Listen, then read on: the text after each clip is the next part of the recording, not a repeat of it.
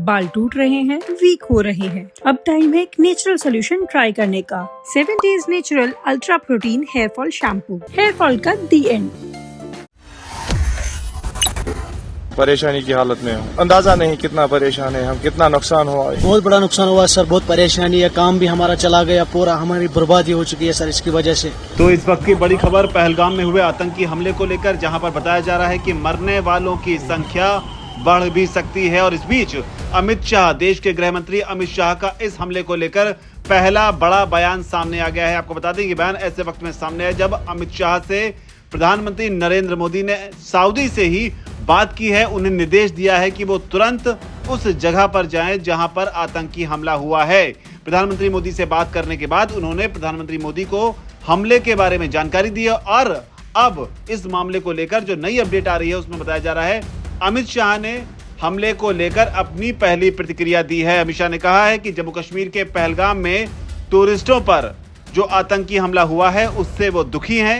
उन्होंने कहा है कि मेरी संवेदनाएं मृतकों के परिवारों के सदस्यों के साथ हैं। साथ ही अमित शाह ने यह भी कहा कि इस जघन्य आतंकी हमले में शामिल लोगों को किसी भी कीमत पर बख्शा नहीं जाएगा। हम अपराधियों पर सख्त से सख्त कार्रवाई करेंगे और उन्हें कड़ी सी कड़ी सजा दिलवाएंगे। तो ये अमित शाह का पहला बयान पहलगाम में हुए आतंकी हमले को लेकर।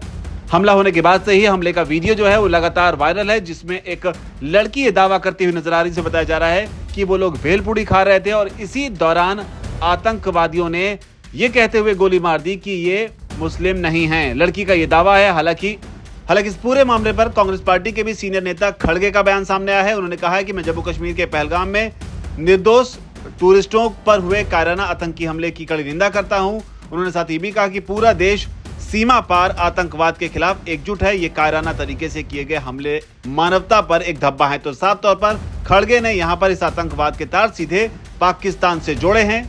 खड़गे ने साथ ही ये भी कहा है कि जो जानकारी मिली है समाचार रिपोर्टों से, उसके मुताबिक कई अनमोल जानें चली गई हैं।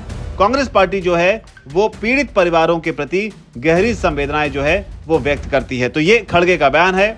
साथ ही उन्होंने ये भी कहा है कि हम भारत सरकार से राष्ट्रीय सुरक्षा जो कि सर्वोपरि है, इसे सुनिश्चित करने के लिए सुधारात्मक जो उपाय किए जा सकते हैं उन्हें करें, इसका वो आग्रह करते हैं। तो ये खड़गे का पहला बयान। लेकिन जो बड़ी अपडेट इस मामले को लेकर वो ये है कि अमित शाह एक बैठक कर रहे हैं, एक बड़ी बैठक कर रहे हैं इस हमले को लेकर दिल्ली में। इस बैठक में कई बड़े अधिकारी जो हैं वो शामिल हैं, जिसमें आईबी के चीफ हैं। इसके अलावा भी सुरक्षा से जुड़े कई बड़े अधिकारी हैं और बताया जा रहा है कि इस बैठक को खत्म होते ही अमित शाह सीधे कश्मीर के लिए रवाना होंगे, उस जगह पर जाएंगे जहां पर इस आतंकी हमले को अंजाम दिया गया। आपको बता दें इससे पहले जम्मू कश्मीर में भी अमित शाह ने कुछ दिन पहले एक बैठक की थी। वहां पर सुरक्षा को लेकर जो इंतजाम है उनका जायजा लिया था और ये दावा किया था कि जम्मू कश्मीर से आतंकवाद की जड़ों को जो है वो लगभग उखाड़ कर फेंक दिया गया है। लेकिन अब ऐसे में जब पहलगाम में एक बड़ा आतंकी हमला हुआ है, इसने कई सारे सवाल खड़े कर दिए हैं।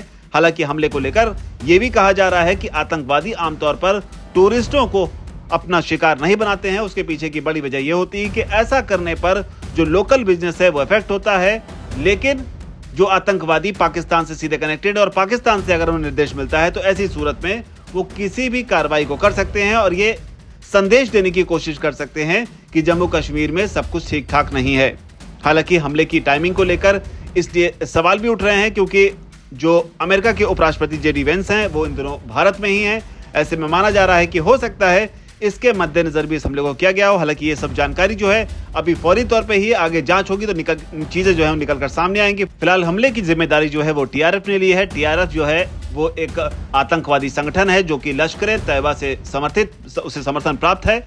लेकिन अब इस मामले में देखना होगा जब अमित शाह उस जगह पर जाएंगे उसके बाद में अमित शाह इस मामले को लेकर क्या कुछ कहते हैं। और जो रिपोर्ट आ रही है उसके मुताबिक मरने वालों की संख्या जो है वो बढ़ सकती है, जिसमें फिलहाल कई लोग जो हैं अभी भी घायल बताए जा रहे हैं, जबकि एक शख्स की जान चली गई है।